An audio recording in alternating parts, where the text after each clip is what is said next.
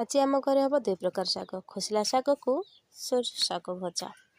तेज आम सोरस शाग आउ खोसला शाग बाची सारूँ। बाचिया पर या आम भल भाव धोवा भल सफा पानी धोवा पर आम बाहर करदेबा। बाहर करिया परे आम भल भाव पीस पीस करके काटिदेबा। पीस पीस कर काटिया परे आम गोटे प्याज नहींचु आउ गोटे टमाटो नहींचु ताको छोट छोट पीस कर काटिदेलु। आम ताको काटी सारिया परे देखंतु छोट छोट पीस कर काटी देचु। तापरे आम तेल गरम कलु। तेल गरम होला पर प्याजटा लंका दे पकई देलु। ताको आम शाग मिसई देलु। शाग मिसैया पर ताको भल भाव घोड़े मिसैबा पर ताको आम घोड़े रखीदेलु। किछ समय पर देखंतु हमर प्राय शाग हेबा पई अछि।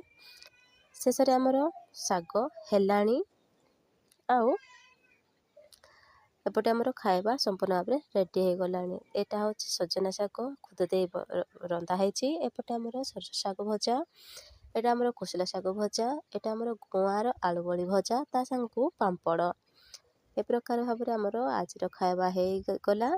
आम खाई सारिया परे किछि समय रेस्ट करिया परे आम मार्केट बाहरलु।